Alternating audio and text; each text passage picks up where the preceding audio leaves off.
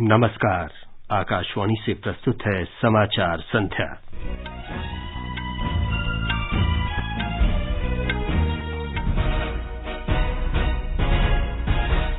प्रधानमंत्री नरेंद्र मोदी कल वैश्विक पहल पर्यावरणीय जीवन शैली, जीवन और गतिविधि का शुभारंभ करेंगे। इसमें बिल गेट्स, जलवायु अर्थशास्त्री लॉर्ड निकोलस स्टर्न और अन्य प्रसिद्ध हस्तियां भी शामिल होंगी। प्रधानमंत्री नरेंद्र मोदी विश्व पर्यावरण दिवस पर कल नई दिल्ली में मृदा बचाओ यानी सेव सॉइल आंदोलन कार्यक्रम को संबोधित करेंगे। प्रधानमंत्री ने कहा, आत्मनिर्भरता को बढ़ावा देने का सरकार का प्रयास वैश्विक समृद्धि में योगदान करना है। 130 करोड़ देशवासियों ने भारत को आत्मनिर्भर बनाने का निर्णय किया। राष्ट्रपति रामनाथ कोविंद ने कहा, भारतीय संस्कृति और आध्यात्मिक ज्ञान की विश्व भर में प्रशंसा की जाती है। उत्तर प्रदेश के गोरखपुर में गीता प्रेस के शताब्दी समारोह को संबोधित किया। सूचना और प्रसारण मंत्रालय ने ट्विटर और यूट्यूब को एक डिओड्रेंट यानी गंधहार के अपमानजनक विज्ञापन को तुरंत हटाने को कहा। ओडिशा में मुख्यमंत्री नवीन पटनायक के नेतृत्व में सभी मंत्रियों ने आज इस्तीफा दिया। कल नए मंत्रिमंडल का गठन होगा। उत्तर प्रदेश के हापुड़ में एक रासायनिक कारखाने में विस्फोट में 9 मजदूरों की मौत हो गई और 15 घायल। पाकिस्तान में पेट्रोल की कीमतों में बढ़ोतरी के बाद हिंसक प्रदर्शन। हरियाणा में खेलो इंडिया युवा खेल आज शुरू हो रहा है।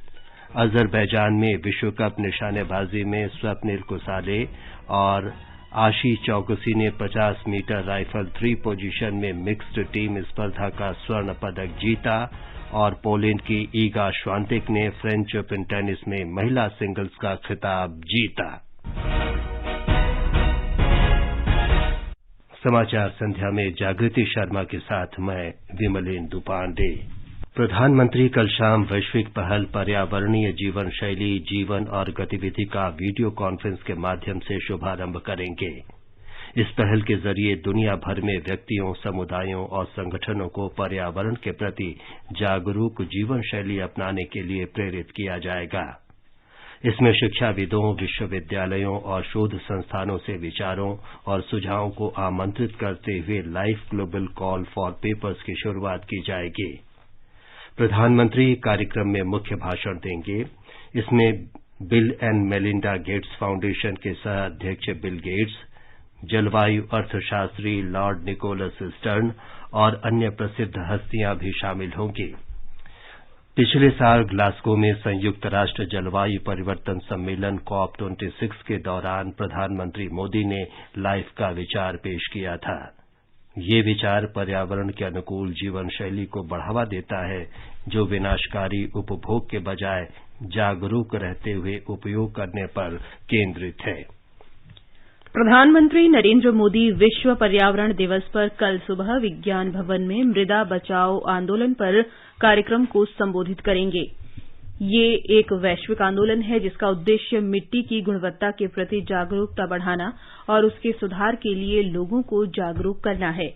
इस आंदोलन की शुरुआत सद्गुरु जग्गी ने मार्च में की थी। सद्गुरु ने 27 देशों की 100 दिन की मोटरसाइकिल यात्रा शुरू की थी। कल यात्रा का 75वां दिन है। प्रधानमंत्री की इस कार्यक्रम में भागीदारी देश में मिट्टी की गुणवत्ता में सुधार के प्रति साझा चिंताएं और प्रतिबद्धता दर्शाएगी। राष्ट्रपति रामनाथ कोविंद ने कहा है कि भारत की संस्कृति और आध्यात्मिक ज्ञान की विश्व भर में प्रशंसा की जाती है। उन्होंने कहा कि भारत विश्व की प्राचीनतम सभ्यताओं में से एक है। राष्ट्रपति ने कहा कि गीता प्रेस ने उत्तम पुस्तकें प्रकाशित कर और उन्हें कम कीमत पर उपलब्ध कराकर लोगों में आध्यात्मिक ज्ञान का प्रसार किया है। गोरखपुर में आज गीता प्रेस के शताब्दी समारोह में उन्होंने कहा कि गीता प्रेस ने गुणवत्तापूर्ण आध्यात्मिक पुस्तकों का प्रकाशन कर देश की सेवा की है और ये हिंदू धर्म की पुस्तकों का दुनिया का सबसे बड़ा प्रकाशक है। श्री कोविंद ने कहा कि वे संस्थान के किसी आयोजन में उपस्थित होकर सम्मान का अनुभव करते हैं। इसके भवन के मुख्य द्वार के उद्घाटन अवसर पर पहले राष्ट्रपति डॉ राजेंद्र प्रसाद यहां आए थे। राज्यपाल आनंदीबेन पटेल ने कहा कि देश के घर घर में रामचरितमानस जैसी रचनाओं को पहुंचाने के लिए गीता प्रेस की सराहना की जानी चाहिए। मुख्यमंत्री योगी आदित्यनाथ ने कहा कि गीता प्रेस ने आध्यात्मिक पुस्तकों का प्रकाशन कर और उन्हें न्यूनतम दर पर उपलब्ध कराकर दशकों हिंदुत्व की सेवा की है। इससे पहले राष्ट्रपति रामनाथ कोविंद ने उद्योग जगत से कार्बन उत्सर्जन कम करने में सरकार की मदद करने की अपील की। कानपुर में उत्तर प्रदेश के व्यापार मंडल की 90वीं वर्षगांठ के अवसर पर उन्होंने कहा कि कानपुर उद्योगों के लिए मशहूर है, साथ ही प्रदूषण, विशेष रूप से गंगा में प्रदूषण के लिए भी जाना जाता है। भारत सरकार नमामि गंगे मिशन के तहत गंगा को साफ और स्वच्छ बनाने के लिए प्रयत्नशील है, लेकिन इस मिशन की सफलता के लिए सभी भागीदारों का सहयोग होना बहुत आवश्यक है। यहाँ के उद्योग और व्यापार जगत से ये अपेक्षा की जाती है कि वो प्रदूषण की समस्या को मिटाने में सहयोग करते हुए कानपुर और गंगा को स्वच्छ बनाने में अपना योगदान देंगे। श्री कोविंद ने उद्योगों से कहा कि जलवायु अनुकूल नए उद्योग स्थापित करने में उन्हें मदद करनी चाहिए। आज जलवायु परिवर्तन एक विकराल समस्या के रूप में हमारे सामने है। अगर इस चुनौती से निपटने के प्रयास हम अभी से नहीं करेंगे तो वर्तमान के साथ साथ आने वाली पीढ़ियां भी अनेक कठिनाइयों का सामना करेंगे। इन्हीं चुनौतियों को ध्यान में रखते हुए भारत सरकार ने COP26 शिखर सम्मेलन में घोषणा की है कि वर्ष 2030 तक भारत अपने कार्बन उत्सर्जन को 1 बिलियन टन से घटा देगा और साल 2070 तक नेट जीरो उत्सर्जन वाली अर्थव्यवस्था बनने का प्रयास करेगा। लेकिन इस लक्ष्य को प्राप्त करने में उद्योग जगत का सहयोग बहुत ही जरूरी है। प्रधानमंत्री नरेंद्र मोदी ने कहा है कि आत्मनिर्भरता को बढ़ावा देने का सरकार का प्रयास वैश्विक समृद्धि में योगदान की परिकल्पना से संचालित है। ट्वीट संदेश में उन्होंने कहा कि 130 करोड़ देशवासियों ने भारत को आत्मनिर्भर बनाने का फैसला किया है। श्री मोदी ने कहा कि एनडीए सरकार प्रत्येक भारतीय की परवाह करती है और जन केंद्रित तथा मानवीय दृष्टिकोण से संचालित है। प्रधानमंत्री ने कहा कि रक्षा क्षेत्र में कई सुधार लागू किए गए हैं। इनमें स्वदेशीकरण, रक्षा गलियारों का निर्माण और रक्षा निर्यात को बढ़ावा देना शामिल है। उन्होंने कहा कि सबका साथ, सबका विकास, सबका विश्वास और सबका प्रयास के मंत्र से प्रेरित एनडीए सरकार ने गरीबों, युवाओं, किसानों, महिलाओं और वंचितों की सहायता के लिए जनहितैषी शासन को बढ़ावा देने के लिए कई प्रयास किए हैं। प्रधानमंत्री ने पिछले 8 वर्ष के दौरान सरकार के विभिन्न पहल और सुधारों के बारे में अपनी वेबसाइट narendramodi.in और MyGov से कुछ लेख ट्विटर पर साझा किए हैं। ये आत्मनिर्भर भारत, शासन के जनकेंद्रित तथा मानवीय दृष्टिकोण, रक्षा क्षेत्र सुधारों और जनहितैषी शासन के बारे में हैं। जल शक्ति मंत्री गजेंद्र सिंह शेखावत ने कहा है कि पिछले 8 वर्षों में नरेंद्र मोदी सरकार ने जनसाधारण के सशक्तिकरण और उनके जीवन में बदलाव लाने के लिए कई पहल की हैं। नई दिल्ली में डीडी न्यूज कॉन्क्लेव में उन्होंने कहा कि देश में जल संसाधनों के समुचित प्रबंधन के लिए सरकार ने जल शक्ति मंत्रालय का गठन किया। मंत्रालय लोगों को स्वच्छ पेयजल उपलब्ध कराने तथा नदियों की सफाई, वर्षा जल संचयन और भूजल का स्तर ऊपर उठाने पर विशेष ध्यान दे रहा है। जल शक्ति मंत्री ने कहा कि पिछले कुछ वर्षों में जल क्षेत्र में की गई पहल जल प्रबंधन के महत्व की बढ़ती समझ को दर्शाती है। पहली बार हमने डिमांड साइड मैनेजमेंट की बात की कि हम पानी जो उपलब्ध है उसको कैसे अधिकतम उपयोग, न्यूनतम पानी, पर ड्रॉप मोर क्रॉप के प्रिंसिपल्स पे कैसे काम में ले सकते हैं। और इस दृष्टि से हमने काम करना प्रारंभ किया कि जन सहभागिता के साथ से हम पानी के जमीन में पुनर्भरण के लिए सारे प्रयासों को करेंगे। ये एक पायलट था, लेकिन इसके अतिरिक्त एक्वीफर मैपिंग करके गांवों को सूचना देना। माननीय प्रधानमंत्री जी ने जल शक्ति अभियान प्रारंभ किया। 2019 में देश की सरकार के में काम करने वाले वरिष्ठ अधिकारियों को भेजा। नरेंद्र मोदी सरकार ने पिछले 8 वर्षों में देश के युवाओं के सशक्तिकरण और सर्वांगीण विकास के लिए अनेक कदम उठाए हैं। भारत दुनिया का दूसरा सबसे अधिक आबादी वाला और एक ऐसा युवा राष्ट्र है जिसकी करीब 65% आबादी 35 वर्ष से कम आयु की है। हमारे संवाददाता ने बताया है कि विभिन्न योजनाओं के लागू होने से देश के भविष्य की नींव मजबूत हो रही है।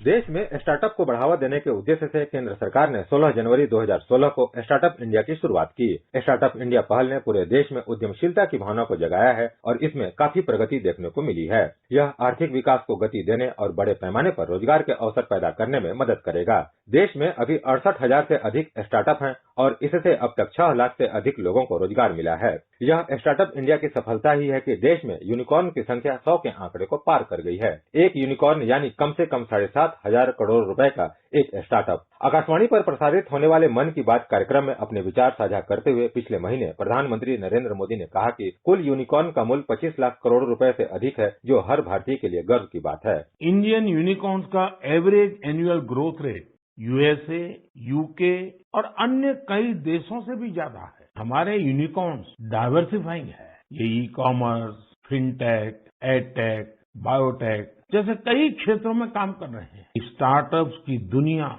न्यू इंडिया की स्पिरिट को रिफ्लेक्ट कर रही है। केंद्र सरकार ने हर वर्ष 16 जनवरी को राष्ट्रीय स्टार्टअप दिवस के रूप में मनाने की घोषणा की है। आनंद कुमार, आकाशवाणी समाचार, दिल्ली।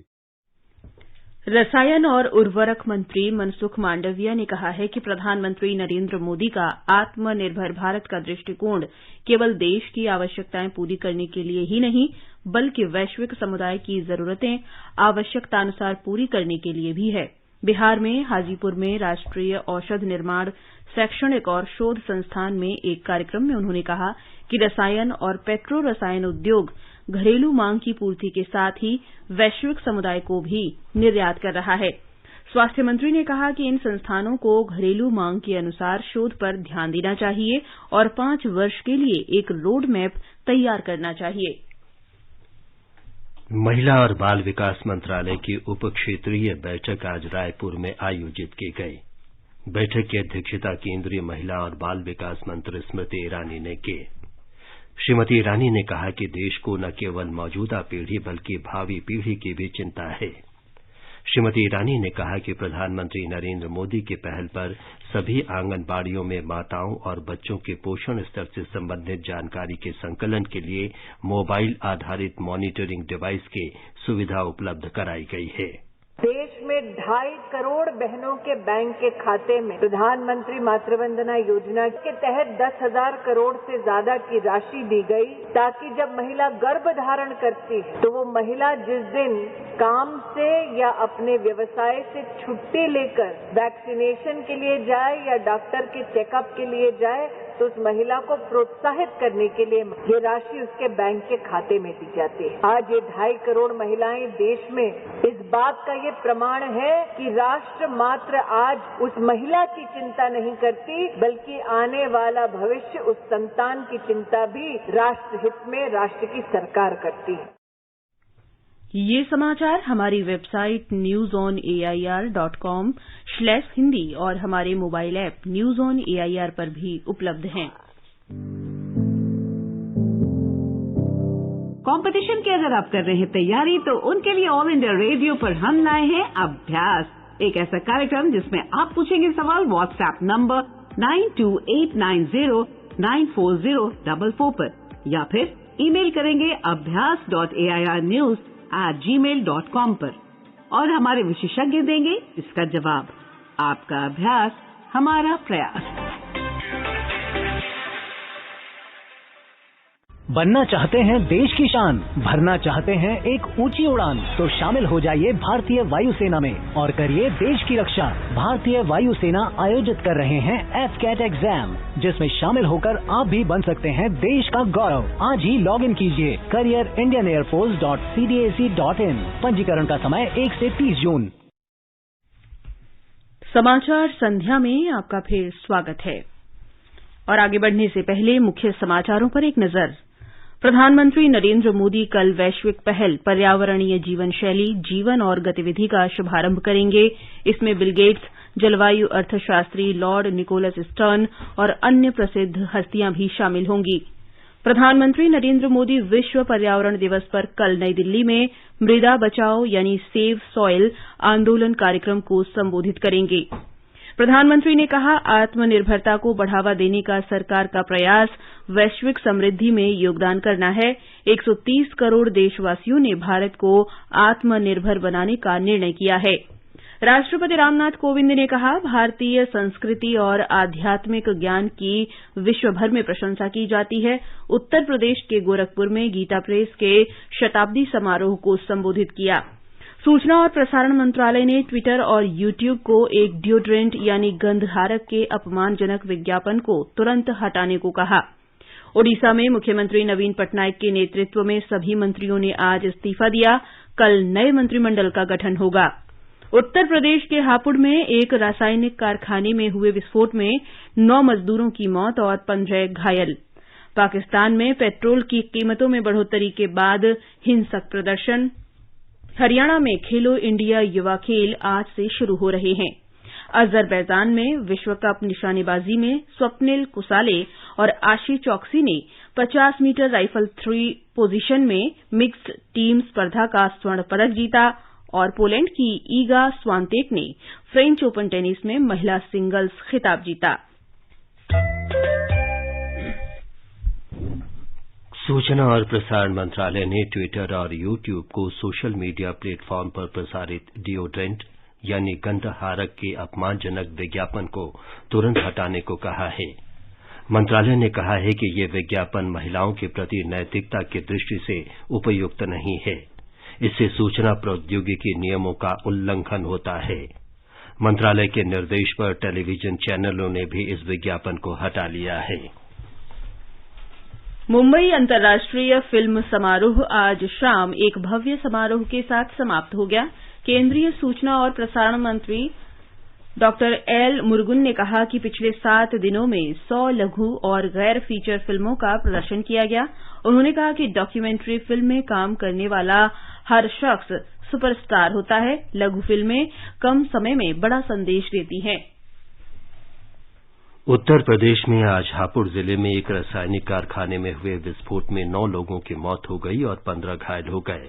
दमकल कर्मी मौके पर पहुंच गए हैं और बचाव कार्य जारी है। फैक्ट्री में ब्रॉयलर के फटने के बाद ये धमाका हुआ। हापुड़ के महानिरीक्षक प्रवीण कुमार ने कहा कि विस्फोट के जिम्मेदार लोगों के खिलाफ कार्रवाई की जाएगी। राष्ट्रपति रामनाथ कोविंद और प्रधानमंत्री नरेंद्र मोदी ने दुर्घटना पर दुख व्यक्त करते हुए मृतकों के परिजनों को संवेदनाएं प्रेषित की हैं। उन्होंने कहा है कि राज्य सरकार घायलों के उपचार के लिए कदम उठा रही है और हर संभव सहायता प्रदान की जा रही है। ओडिशा में राज्य मंत्रिमंडल में फेरबदल किया जा रहा है। मुख्यमंत्री नवीन पटनायक के नेतृत्व में सभी 20 मंत्रियों ने आज इस्तीफा दे दिया है। नए मंत्रियों को कल राजधानी भुवनेश्वर में पद और गोपनीयता की शपथ दिलाई जाएगी। भारतीय जनता पार्टी ने आज 4 राज्यों और केंद्र शासित प्रदेशों में लोकसभा और विधानसभा सीटों के उपचुनाव के लिए उम्मीदवारों की सूची जारी कर दी है। पार्टी ने आजमगढ़ लोकसभा सीट से अभिनेता दिनेश लाल यादव को और रामपुर से घनश्याम लोधी को मैदान में उतारा है। लोकसभा सीटों के उपचुनाव के लिए टाउन बोरदोवाली से त्रिपुरा के मुख्यमंत्री माणिक साहा और दिल्ली की राजेंद्र नगर सीट से राजेश भाटिया को उम्मीदवार बनाया गया है।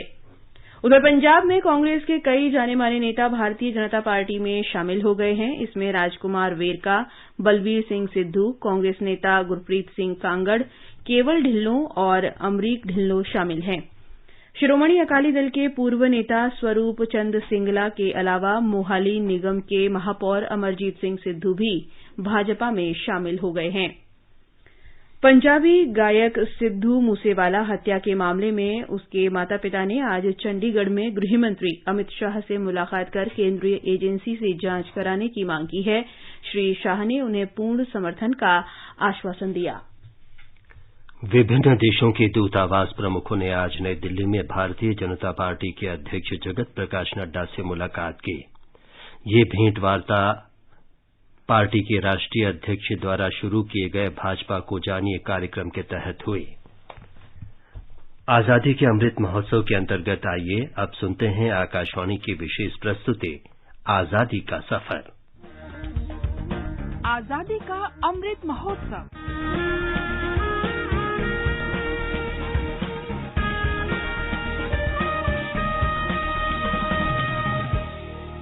आजादी का सफर आकाशवाणी समाचार के संग एक राष्ट्र का उदय, भारत का गौरवशाली स्वतंत्रता संघर्ष आधुनिक विश्व के महानतम संघर्षों में से एक है। आकाशवाणी से हम रोजाना प्रस्तुत कर रहे हैं इस संघर्ष की झलक। का काम करे, ढाल पे देखो ढाल बने, छुरी खंजर के समान चले, शत्रु का सीना भी चाक करे, नीमक कहना की दम नहीं, अपनार किसी से कम नहीं, सीना हम अपनी बनाएंगे, दोनों को आज भगाएंगे। आज की कड़ी में हम स्वाधीनता सेनानी मोतीबाई को श्रद्धांजलि अर्पित कर रहे हैं। वे 4 जून 1858 को वीर गति को प्राप्त हुई थी। रानी लक्ष्मीबाई की लेफ्टिनेंट मोतीबाई ने क्षेत्र से ब्रिटिश सेना को खदेड़ने के लिए झांसी में और उसके आसपास अंग्रेजों से लड़ाई लड़ी। हम नहीं घबराएंगे, दुश्मन को मार भगाएंगे। जब अंग्रेजों ने पलटवार किया और झांसी पहुंचे तो मोतीबाई ने मोर्चा संभाला और 4 जून 1858 को झांसी के किले में ईस्ट इंडिया कंपनी की सेना से मुकाबला किया, लेकिन दुश्मन की गोलीबारी में वो घायल हो गईं और घटनास्थल पर ही वीर गति को प्राप्त हुईं। इस महान वीरांगना को हमारा शत-शत नमन। सिंहासन हिल उठे, राजवंशों ने भ्रुकुटी तानी थी,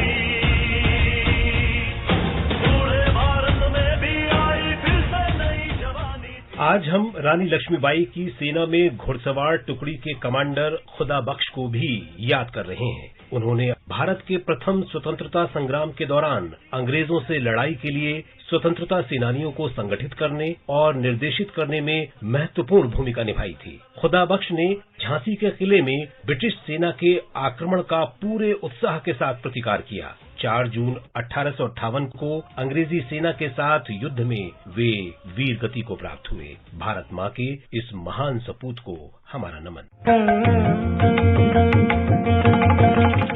हम राष्ट्रवादी अचंत लक्ष्मीपति को भी श्रद्धांजलि अर्पित कर रहे हैं। 4 जून 1962 को उनका निधन हुआ था। गांधीवादी स्वदेशी विचारधारा में उनका पक्का विश्वास था। लक्ष्मीपति ने आयुर्वेदिक दवाओं के उपयोग को प्रोत्साहन दिया। अलग आंध्र प्रदेश के गठन के समर्थक लक्ष्मीपति प्रसिद्ध संत रमण महर्षि के विचारों से अत्यधिक प्रभावित थे।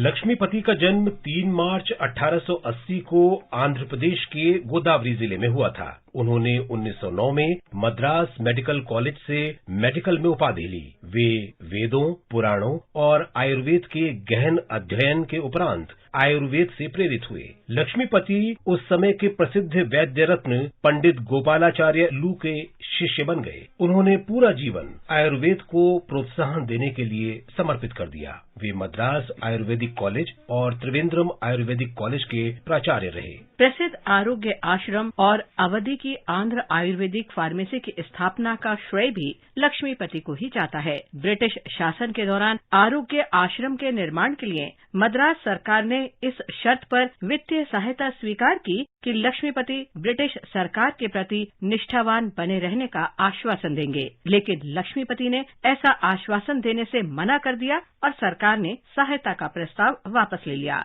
लक्ष्मीपति पश्चिमी शिक्षा प्रणाली को भारत के लिए हानिकारक मानते थे।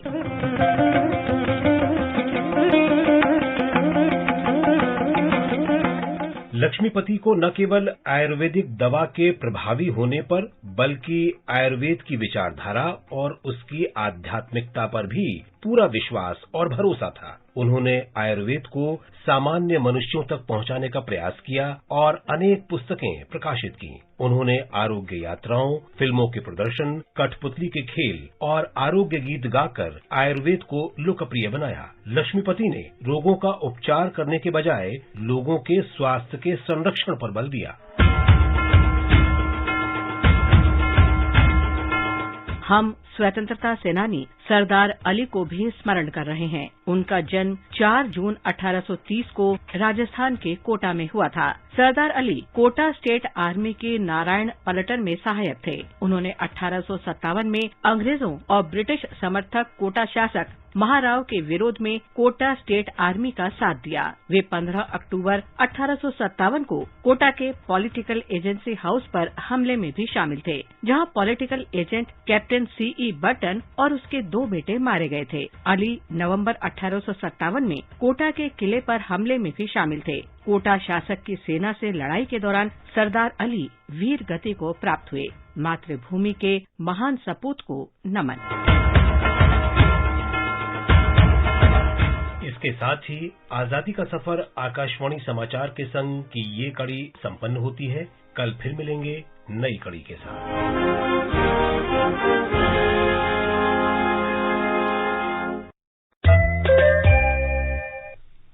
पाकिस्तान में पेट्रोलियम उत्पादों के दाम बढ़ाए जाने के बाद विरोध प्रदर्शन शुरू हो गए हैं। कराची के मध्य जिले में पुरानी सब्जी मंडी के पास नागरिकों ने एक पेट्रोल पंप पर हमला किया और तोड़फोड़ की। चौथे खेलो इंडिया युवा खेल का शुभारंभ हरियाणा में भव्य समारोह के साथ शुरू हो गया है। गृह मंत्री अमित शाह ने पंचकुला में महोत्सव का शुभारंभ किया।